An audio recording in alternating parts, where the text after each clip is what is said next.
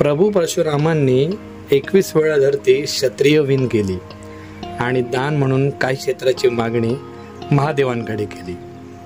महादेवांच्या आदेशानुसार परशुरामांनी आपला परशुचा मारा समुद्रगाठी केला आणि तब्बल सुमारे 400 योजन समुद्र मागे सरसावला आणि आज ती भूमी परशुराम भूमी अर्थातच कोकण म्हणून ओळखली जाते।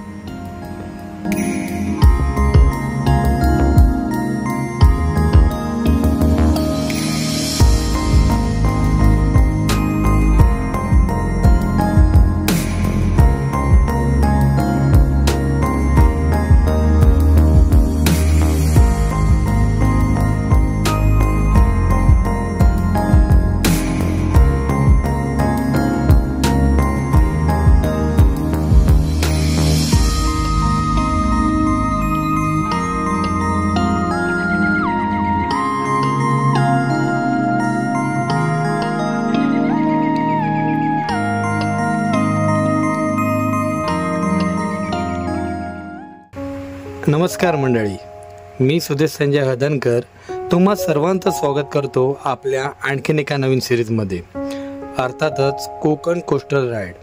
आता कोस्टल राईड म्हणजे नक्की काय, तर ह्यात आपण महाराष्ट्राची राजधानी मुंबईपासून ते आपलं तळ कोकण म्हणजे सिंधुदुर्गपर्यंतचा प्रवास हा SH4 ह्या सागरी महामार्गाने करणार आहोत।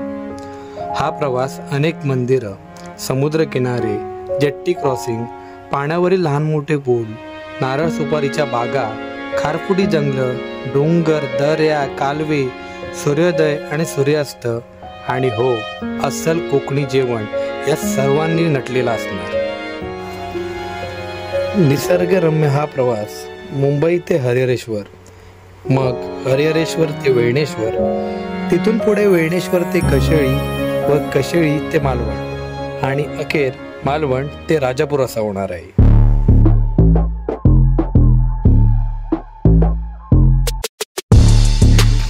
आणि त्या आता राईडचा श्री गणेशा करतायत अखिल भारतीय संघटना चला कोस्टल राईडला जाऊया। याचे अध्यक्ष प्रज्वल मोहनकर। इकडे अमित दादाने फुल तयारी केली आहे की चांगल्या भन्नाट व्ह्यूची, आणि इथून आता एक एक व्ह्यू दिसायला चालू होणार आहेत। आता समुद्राच्या इतक्या बाजूने एकदम लगतच गाड्या चालल्या आहेत। सेल्फीचा मोह आवरला नाही तर डायरेक्ट एक टप्पा आउट। तसं तर ह्या प्रवासात काही जास्त तयारी करण्याची गरज नाही, परंतु मंडळी कमी तयारी करून सुद्धा चालणार नाही, कारण ॲडव्हेंचर हे वाटेवाटेवर तुमची वाट पाहत असणार एवढं नक्की। एकच तर रोड आहे आणि कुठला रोड आहे, आणि पुढे स्ट्रीट लाईट दिसत आहेत, ते काय स्ट्रीट लाईट आहेत। हा ना, इथे तापो असेल ना, मग तू रिटर्न ये, मग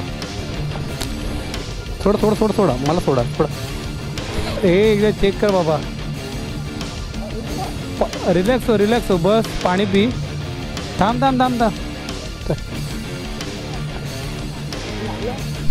काम जरा रिस्की आहे पण संपवून गेलं पाहिजे।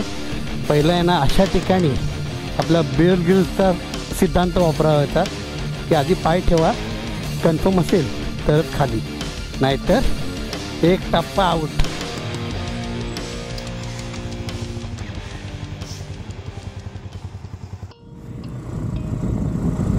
तसं तर मी राईड फक्त मजेसाठी करत असतो, पण ह्या राईडमध्ये असंख्य अनुभव हे माझ्या वाटेला आले। चला आपण जाऊया आता ह्या बोटीत।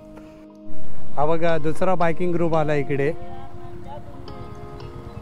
दुसरा बायकिंग ग्रुप नाही, अर्धे इकडे चालले अर्धे तिकडे चालले। त्यांच्या आयला एकदा त्या साईडला फिरतात आणि एकदा या साईडला फिरतात, जोकच करतात। तर भाई हे बघा, भावाने आपली गाडी अशी चालवली आहे, गाडीचं काम 25च केलंय।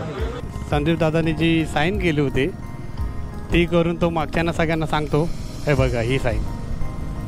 अशी साईन म्हणजे काय की समोर गुरंढोरं आहे, सावकाश आहे, पुढे बैलबिल आले का आपण असं करतो, बरोबर? तुम्ही आता दोघं असा करायचा, साप आल्यावर करायचं काय? हा आता तर नाचायचं तुझ्या आईच्या गावात। हा माझ्या भावाला इज्जत आहे, त्याने एवढ्या सगळ्या गाड्यांमध्ये ही गाडी आवडते बोललाय. ये सोन्यातलं एक मुका घेऊन दे. या मुका घेऊन दे.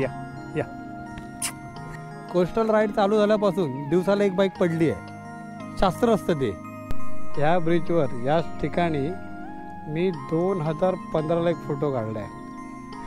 तेव्हा स्प्लेंडर घेऊन आलो होतो आणि आज माझ्या R1 with full setup with full gear up. Time किती चेंज होतो ना.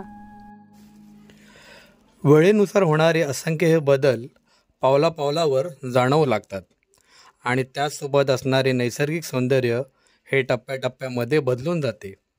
अशा या नैसर्गिक सौंदर्यात व अध्यात्माची जोड असणाऱ्या या प्रवासात आपलं मन हे भक्तिमय होतं आणि भक्तीचा मृदुंग वाजल्याशिवाय राहत नाही.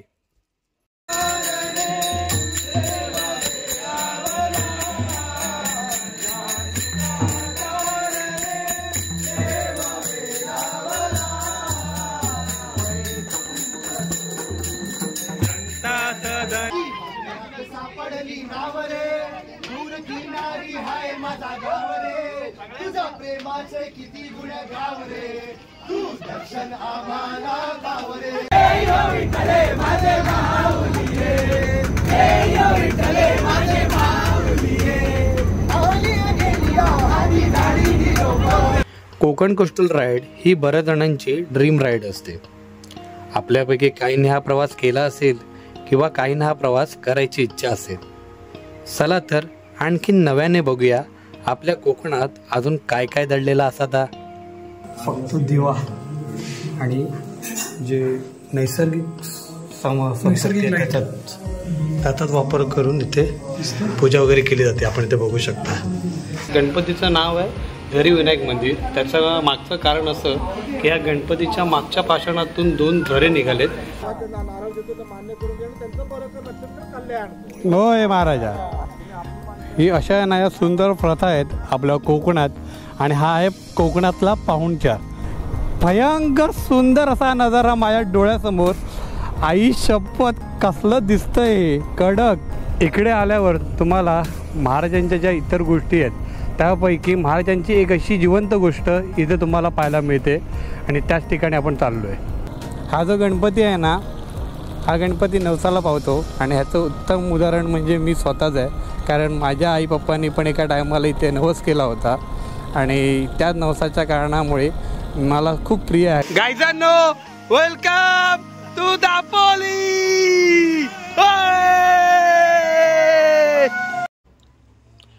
एकंदरीत आपल्या येणाऱ्या भागाचं काही असंच स्वरूप असणार आहे.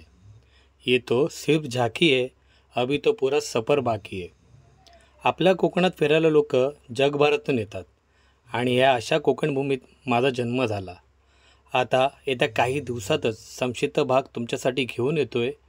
कारण कोकण नुसतं फिरायचं ठिकाण नसून हा एक अनुभव आहे. 1 2 3 गो.